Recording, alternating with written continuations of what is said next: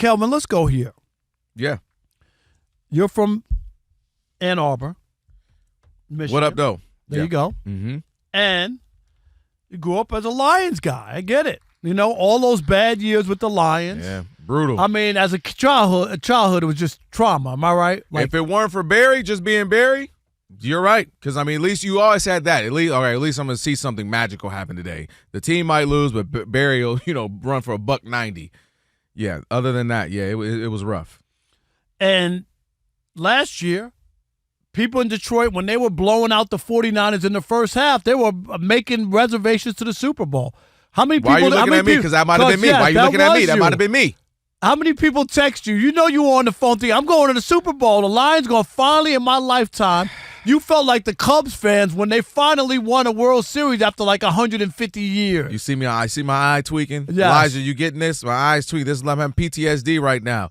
You know what's worse? Shout out to my boy Dave Russell, man. We sitting there watching the game. I'm out here in L.A., and it's a bunch of 49er fans, as you can imagine, because they still – I think you've been here long enough. I think it's still 49er and Raider fans more than even Rams or Chargers fans here. So, and I'm like, there's a part of me that's like, nah, don't get too hyped.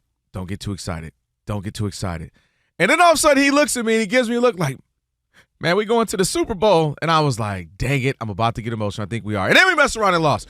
But I want you to get to where you're going because there's a reason why we lost that game.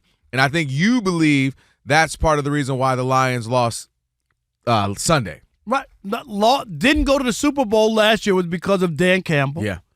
And on Sunday, he had a critical error, and it was a major blunder that cost his team a chance to put points on the board. Yeah. Here's the reason why it's such a bad and let me spell it out for you. With 18 seconds to go in the half,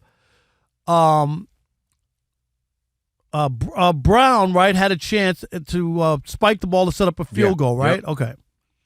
Members of the field goal team began coming out on the field before that happened. However, the Lions were penalized for too many men on the field, which led to a 10-second runoff, which left no time on the clock. Why it wound up being big was because at the end, they were in field goal range, but they were down by 4. They wound up losing 20-16 to the Tampa Bay Bucks. And a field goal might have won. And a field goal right there, if they would have got the field goal before the half, and then all they would have needed was a field goal, and they should have won. I believe the Lions were 7.5-point favorites at home against Tampa Bay, a team they beat last year in the playoffs. Yeah. And so Dan Campbell said, quote, I asked for improvement from last week. That was the story. And we did improve, and the coach cost them. Their head coach cost them. Critical error at the end of the half, 100% on me. There's no way to justify this. It's a massive error on my part and no one else's. It's just it was just between hurry up field goal and clocking it, and it was 100% my fault. And that's a game you say, oh, it's early in the season, just a second game of the year. But he's done enough, and I get it. Everybody loves when he does the trick plays and the fake punts and they get the first down. They did it yesterday as well. And, oh, that's Dan Campbell. He's doing it again. That magic. There were things last year in that game where you're being outscored like 28-0 in the second half. You got to put some points on. You can't, right? You can't have your quarterback march you down the field and you come away with nothing time and time again. And, of course, that's what happened. Had they put up a couple of field goals, it could have been a different game for the Lions. And for all the enthusiasm, all the praise that people give Dan Campbell, I really believe that unless he becomes a better coach this season and understands how to coach these circumstances and situations and be better on stuff like that, those are the ones that kill you. And we saw it yesterday in a game that, like, again, most of the time when you're at home, you're a 3-point favorite, right? They were 7.5-point favorite. That's how much better they thought the Lions were coming to Detroit, right? Tampa Bay coming to Detroit. And even Todd Bowles said, man, we got a break. They all know, everybody, we got a break. They gave us a break. How in the world did they not get a field goal at the end of the first half? Well, how much time I got, Ryan? You got plenty of time. Somebody get some organs. I'm about to take you out of church real quick. Let me tell you something. Here's the issue.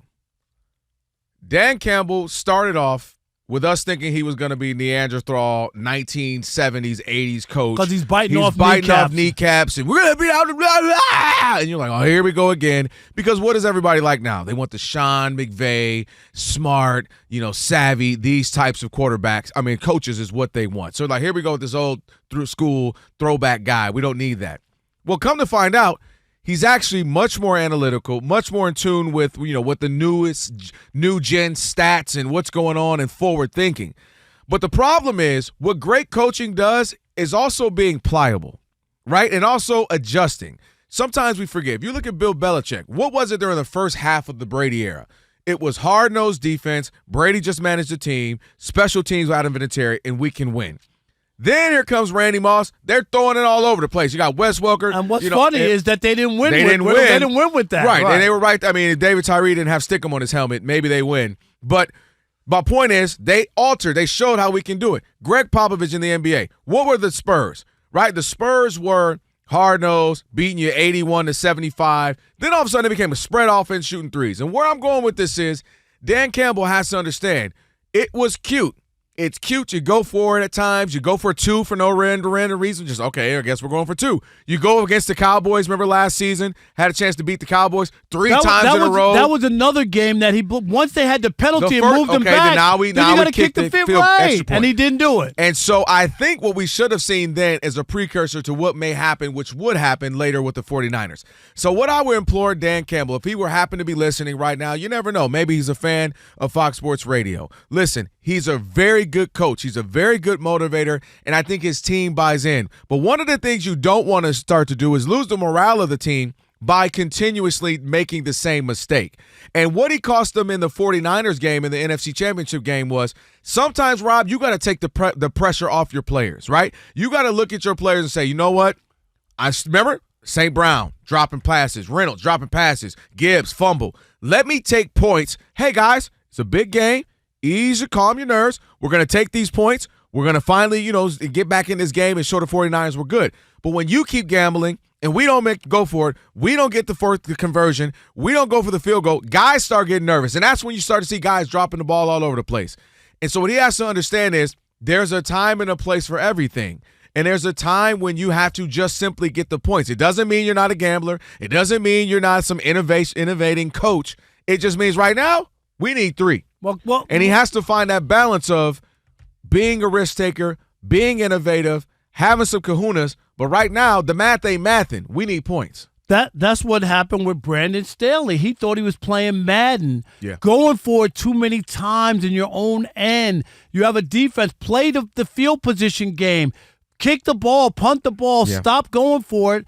And what did that wind up doing for him? He wound up getting fired. Yeah, but because all I'm saying is that you can't keep doing that. There comes a time in a moment. You know what? I'm not a big Sean Payton guy, but he had an onside kick to start the second half of a Super Bowl. Nobody does that. Okay, nobody does that. That's one of those you reach in your bag. You use that one time. You can't reach it all. You can't use that all the time. You can't go over the two. So this is the problem, Rob. People are going to say you are what you are. You do what you do. Do the thing that got you here. But there's winning time, and there's times when you got to be able to coach and understand. And I thought Dan Campbell got it. If you remember the game last year, the presser, in the first half to end the first half, they had a chance. They were at the 2 or 3 yard line, a chance to go in for another touchdown, and instead he kicked the field goal, and I was like, that's smart. He got the field goal. They're up by 3 scores. Don't play around and give them any momentum by not getting it, getting in or whatever. So I thought, that's different. Like he's taking the 3 points, and then he went away from it. Yeah, I think that's the problem is he's buying in. He might have read some self-help books. He's writing some books of folks, these geniuses. You are who you are. Do the same thing that got you there. Go with your girl. Go with the same girl to the dance, whatever. Dance with the same girl you brought. And I'm with that oftentimes, but you have to use discretion. You have to use judgment. You have to use wisdom. Sometimes, Rob, you got to look at your team. You got to look at the context of the game, the score, and say, No, we need these points. We need points. Right now, we just need these When points. there was a point with 7 minutes to go in the NFC Championship game. They could have tied the game. Yeah, I know. That one was worse than the am other I right? ones. Yes. That was when I knew we were tied going to the lose. game with about 7 minutes to go. There could be a fumble, intercept. It could change the whole game. You don't get that field goal, you never get the lead. And sometimes, again, you have to – sometimes this is where – and this is applicable to our lives in general. You have to have somebody around you that can look you in your eyes, a good friend. Maybe it was Broussard for you for all these years. Hey, Rob, nah, man, not that. Not this. Not her. Not Magic City tonight, Rob. No. I wasn't listening. Okay, I know. Okay. But I said you at least need to have him in your life, right? Hey, not this, not that. He needs to have a coach who looks at him. I don't know if it's Ben Johnson, offensive coordinator. Hey, coach, get these points. Somebody that you know what I mean. You got that friend where like, nah. That one friend that can always look at you like, nah, bruh, relax. And he needs that because he single-handedly, 2 big games of the last 3 games, he cost them. NFC Championship game, and then this past game yesterday against the Bucs. So 2 out of the last 3 games, he's cost his team. That's rare for a coach to cost a team where he even has to admit it publicly in the last, 2 of the 3. One being crucial because you were a few minutes away from possibly going to a Super Bowl. Last year, even on the Lions home broadcast. Yeah. Like usually the home broadcasters are homers and they're not going to make the coach look bad. There were games where they were yelling, hey, Dan, how about a timeout now? Times where he didn't stop the clock that he should have and stuff like that.